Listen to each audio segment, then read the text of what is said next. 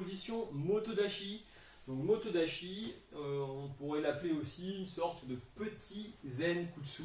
Donc le zenkutsu, vous le connaissez, c'est bien le genou avant fléchi à la pointe des orteils avec la jambe tendue.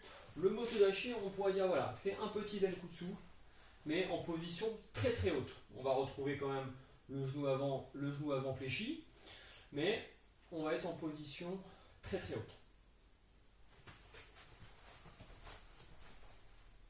Zenkutsu, le zenkutsu, voilà, le motodachi. Position ezokodachi. Bon, c'est une position très très simple puisqu'on connaît déjà le musubidachi avec les talons joints et les pieds écartés qu'on fait pour le salut. L'ezokodachi c'est la même chose mais hop, les pieds joints, talons joints, tout simplement. Voilà, donc ezokodachi à connaître puisque on retrouve ezokodachi dans le kata Heian Sandan.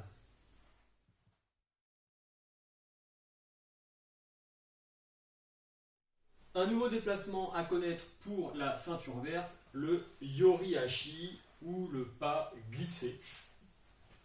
Donc c'est un déplacement qu'on va beaucoup utiliser en combat, puisque ça va être un déplacement court mais très rapide.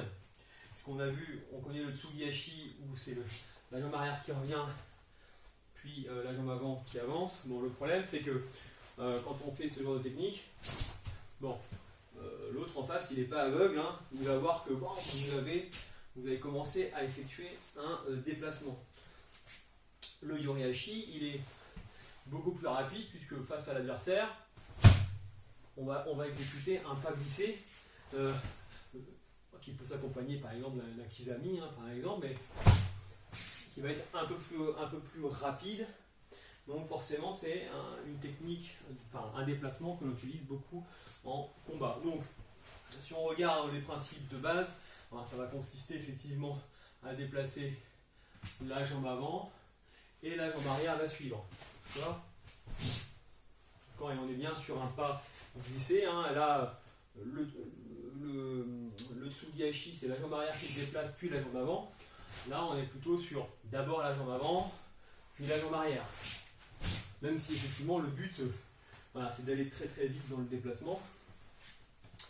Et que tout ne vienne pas forcément que des jambes, mais qu'il y ait la hanche aussi, la hanche ici qui vienne accompagner le mouvement pour que ce soit très très très rapide. Donc maintenant allons étape par étape.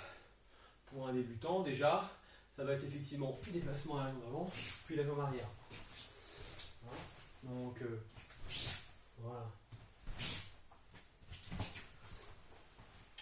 Après effectivement, quand on a commencé à comprendre les principes de base, on va essayer d'aller plus vite. Alors c'est pas du saut, faut pas non plus qu'on voit des choses comme ça. On doit vraiment, c'est comme du pas glissé, on doit vraiment rester au sol, d'accord. Donc c'est toujours quasiment la même hauteur. Voilà, donc on l'a vu dans les Ayomihashi où on disait voilà. Faut pas remonter, il ne faut pas faire de vagues, mais là sur un yorihashi ça va être pareil. Donc attention effectivement de pas monter, de ne pas faire des petits sauts de cabri. On doit rester vraiment très très très bas sur ses appuis.